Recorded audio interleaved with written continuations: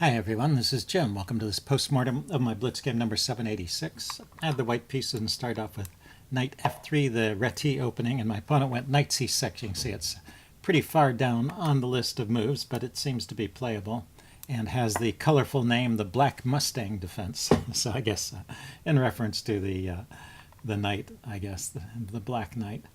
Although this move here, knight to f6, if we back up, knight to f6 is the top choice, and that's the one I usually play. Seems a little more flexible. Knight c6, you're blocking the c pawn, and you might want to play that move c5 at some point, so you're sort of committing. Anyway, I can do a number of things here, including e4, but I'm just going for the fianchetto, and oddly enough, e5 seems to be a way for black to pretty much equalize in this position. I guess the question is, what do I play here? I would probably go with d3. I wouldn't want that pawn coming forward and harassing this knight, and then I could still continue with c4 and bishop to bishop to g2. It's continue with that kind of setup. But anyway, he didn't play e5. He went e6. And although it looks like we're out of the opening book, we actually get back into it in a few moves. And through all of this, I have that kind of normal opening edge. So nothing horrible goes wrong in the opening, really. d5. Let's see, I castled here. I could have played d4 right away. He went bishop e7, and I went b3. And at this point, we're finally out of the book. Let's see. Yeah, just to look at the book line for a little bit. d4 and castles, and then b3, and we actually transpose into this kind of position, so probably the way I played it is all right as well. So anyway, let's just go back to the game, and we're out of the book. We can look at it from this point of view. I played b3 immediately, and he went rook to b8. I guess he could have pushed on with d5 to d4 already. So that's something that maybe is a little more challenging. Black actually, because white is playing in kind of a laid-back fashion, black actually has the possibility of challenging in the center like that. But anyway, he lets me continue with my plan. He castled, and I went d4 at this point. At this point, I wanted to bring my knight out to c3, and I definitely didn't want to allow d5 anymore. The point of allowing d5 up to this point is to try and undermine it with e3. I mean, the point of allowing d4 is to try and undermine it with d3 and get that kind of center attack against the center going. Anyway, but at this point, it seems like I want to stop him from pushing that forward so that I can comfortably post my knight on c3. So he went b6 here. He's going to put his bishop on the long diagonal. When knight c3, he went bishop b7. And right here is a little mistake. I went rook c1. He can actually get a decent game after rook c1 by just taking. My pawns, turns out, are a little fragile here. So after b takes knight a4, ganging up on this pawn, he can induce some kind of awkwardness in my pawn structure. So instead of instead of playing rook c1, and now's the time really when I should exchange. I should take and then play rook c1, and we get to this kind of position, and white has actually a pretty comfortable edge here. This bishop is a bit shut out with this pawn here, and the development is about the same, but there's an extra center pawn for white, so he has ideas of undermining with e4 at some point perhaps, or just building up pressure against the d pawn. So it's a good position for white. Let's see, I went rook c1, and he didn't take advantage of that opportunity of exchanging. I just wanted to say, often chess books and teachers will tell you to maintain the tension here. It does make for an interesting game to keep that tension there, but you always, each move, if you're going to maintain the tension, each move you have to look at it and say, can he take, and does that give him an advantage? Or conversely, if it's my move, can I take, and does that give me some kind of advantage? And so you should only maintain the tension as long as neither of those answers come out yes. If he can't get an advantage, by taking right away, and you can't get an advantage by taking right away, then you maintain the tension. But in other cases, you should probably try and resolve things. Anyway, rook to c1. He went h6, and now I took. So like I said, we get to that same position. It's just that I gave him one move there where he could have gotten a slight edge. And then knight h4, it may be not the most accurate way to play it. The chess engine wants me to go knight to e5 here. Yeah, actually, this is a good move after having seen it. There's a little tactical point. I was looking at the fact that I had some pressure on the d-pawn. His knight is blocking the c-pawn, so he can't get in c6 to defend there. It's defended by two pieces, the knight and the queen at the moment. But, well, if he takes, then I can take, and now I've got actually three pieces ganging up on the pawn. Sorry, let's get rid of those arrows. Three pieces ganging up on the pawn. And plus his knight is under attack, so even though he has three defenders, he's actually got to move the knight.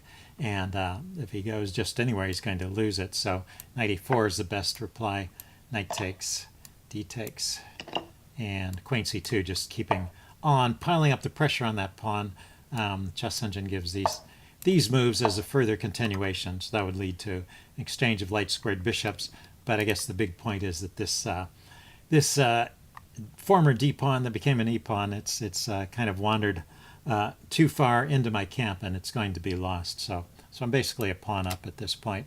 So that's with knight e5. And actually I thought briefly about knight e5, but I didn't think about it deeply enough. I saw that he would exchange, and I wasn't sure I'd get some kind of edge. But well, there's 2 points with the exchange. One is that it brings a third attacker onto the piece, and the other is that it chases that knight away, which is a defender. So it's just a good move. So anyway, I play this move, and he plays a similar move, knight a5, which and then allows me to keep some kind of edge. The chess engine would just go queen d7 here and rook f to e8, and thinks that black is just fine in this position. So anyway, he didn't play that way. He went with knight a5, and now I've got an edge. So I continue with knight f5. So I guess the difference between our two knight maneuvers, even though that wasn't the most accurate move by knight to h4, it still had a point in that I could jump into this f5 square, whereas his knight, from where it's located, has nowhere to go except back. So that's why his move to the rim was worse than my move to the rim, I guess. Anyway, knight f5. He went rook e8, and I decided to go ahead and take off the bishop at this point. That's a good piece for black. He took with the rook, and I went e3. I just didn't want to be stuck defending that pawn forever, and the e2 square can be used by the knight. Let's see, he went queen d7 now. Brought my knight over. He went rook to c8. And I went bishop to a3, kicking his rook around. So I've been able to reposition my pieces with some tempo, and I've got a decent edge here. Let's see, he drops his rook back. Let's see, I continue with knight f4, looking at this pawn again, but also with some ideas towards the king side. He went g5, kicking me immediately, and so I went to d3. But actually, that move was played a little quickly. There's a tactic in this position if you want to look for it. Yeah, it's white's turn to move, and if you want to spot the tactic and you haven't found it yet, why don't you pause the video and look at it. It should be easy to find. Yeah, the better move here, I'm going to give the answer away now, so last chance to pause the video. The better move here is bishop to h3. Before the knight moves, it's still defending the h3 square, and the h3 is skewering the queen. So there's no time for him to take the knight. He's got to drop the queen out of the way, and then I can take the rook. And once again, there's also no time to take the knight here, because I can take his bishop, and I'll just end up the exchange up. So for example, here he can take my knight, but if we, take the bishop at the end of all that. But if we look at this, he's got two pieces and one rook, and I have two rooks and a bishop, so I'm up the exchange. And also his pawn structure around the king is demolished. Let's see, instead of taking the knight, it's probably better for him to go ahead and grab the bishop immediately, and then I drop back with the knight. But the same thing is true. I've got 2 pieces and 2 rooks, and he's got 3 pieces and 1 rook. So I'm up the exchange again. But this time his pawn structure isn't as demolished. So this is the best that Black could hope for if I had played that bishop to h3 move. Anyway, I moved my knight back. It got kicked, and I moved it back. So just played that a little too quickly. That's the point where you should stop and think, do I have a chance to make a bigger threat? But, well, I liked this square for the knight anyway. I mean, it's sort of, I guess one of the reasons I played that fairly quickly was I'd been thinking of moving the knight there anyway, because it's now looking at this good e5 square. So, and this does keep an advantage to white, but it's just not the winning edge that I have in the other line. Let's see. He brings his knight back, and he finally realized, I guess, the knight was not doing much there. And I brought my queen out. Yeah, the chess engine likes f4 instead of bringing the queen out. I think that's probably a better way to proceed if you think about it. Push that pawn forward, try and, you know, he's pushed his pawns forward in front of his king, and so I can try and weaken those by pushing a pawn forward myself, and then follow up with queen to f3 behind the pawn. Anyway, I went queen f3 immediately. He went queen to e6. So I went rook to c2. I was thinking of doubling on the c file. He went bishop a6, hitting my knight, so that kind of slowed me down for a second. I brought my rook over to defend my knight. Cancel that. Oh, yeah, that's right. I was thinking of playing that move, and then I realized, let's delete that. Delete that variation. I was thinking about defending it, but then I realized I can counterattack his knight, and this is probably a good position. If he had taken, I take here. I mean, it's just a trade, but I've gotten this rook on a great square. Oh, yeah, and I'm probably winning the knight. In fact, the queen has to move out of the way, and I have 2 pieces on that. Yeah, so that just wins material. So he has to drop the bishop back. And then I played h3. I'd kind of run out of ideas a little bit here, and I was looking for ways to just improve my position slightly. And I think that was a good call. It seemed to work out in this game, and the chess engine thinks it's okay as well. Let's see. He went knight e4 here. That's, you know, when you play a nothing move, you do give your opponent a chance to improve his position as well. But the knight e4, it's a good-looking knight there, but it's not doing too much at the moment. And then he went f6 here. And then I had an idea. I realized that I could bring my queen over here, and now I've got pressure on both sides of the board, and I think this is starting to get close to being a winning advantage between the pressure over here and the pressure over here. So f5 is a mistake, and actually I can win immediately after f5. He should just play king g7. I think I mentioned that in the game. Keep his pawns back, keep things a little bit closed around the king, lifting the king up to defend the pawn, but also he can bring a rook over now to counter on this file as well. So his move f5, it's more aggressive, but it's also very weakening around the king. And well, I have a nice move here that I didn't play. The move I played g4 here, is also winning, but it's a quicker win to play f3. And this is kind of an interesting position to think about. I had the idea of playing f3, and I had the idea of potential exchange sacks here, but this move right at this moment sort of brings all of these ideas together. So it's kind of an interesting position if you want to just pause the video here and look at it and think about all the different replies that that Black has and what White could do in each of those circumstances that leads to a big advantage for White. This would be a good exercise. Okay, I'm going to start talking about it now. If you want to pause the video, do it now. But anyway, the chess engine's best response here is knight takes g3. So you know, if the best thing you can do is lose a piece, then you're you're obviously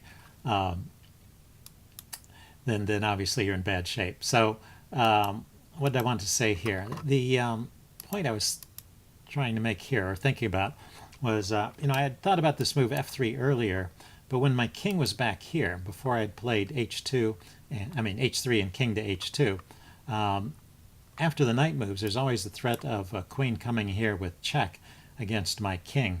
So having played those slight strengthening moves, those h3 and king h2 moves, it actually makes this f3 tactic a lot more effective. So let's look at the other places the knight could go. If it drops back here, we get something like happened in the game, which is I just take I win 2 pieces for a rook over here, plus the knight is pinned. I mean, this is just a good position for me. And then the other place, I mean, the knight doesn't have many squares, right? These are all covered. So that's covered. So the other, and that, it can't go there. The other square you could go to is here. And I was thinking at least I could take this pawn, but there's a much stronger reply here with queen g6 check. And finally, taking advantage of this bishop over here, the king can't run to the f8 square. It has to go to h8. And then sacrificing the exchange over here is a nice tactic, because after the exchange sack, the knight can hop in here, hitting the bishop, and I'm threatening to win the bishop there. So anyway, this is all good for me. In fact, yeah, it's more than just threatening to win the bishop. It's threatening, well, it's almost checkmate. He has to basically sacrifice the queen to avoid mate, because my queen is covering all of the other escape squares for his king. So this giving up or sacking the exchange here on c6 so that the knight can come in here to e5 is a very nice attacking idea here, and that would win the game in case he played this knight to f6 move. So anyway, those are all the kinds of things that could happen after f3, and that's definitely the best way to play it. But as I said, g4 is also a winning move too. And, well, I keep a winning edge from here on out, so I wasn't going to do too much. I mean, the chess engine rates this as about, yeah, it's funny. It doesn't even regard this as a blunder, I guess, because eventually I'm going to chase that knight away, and it has nowhere to go. So it just says, it just says I have the same advantage as before. So basically, I just break through here, and my advantage was increased by that when I won the exchange there. But he kept his pieces active. He kept trying to look for little tricks in this still complicated position where queens and rooks are on the board. But well, none of them were working. I managed to spot all of the ideas, and also the chess engine didn't find anything for black. So I managed to convert this. He ran out of time here, but well, I'm not only a piece up, I have extra pawns here as well, and eventually I will break through. His queen is going to have to get out of the way, and my rook can come in.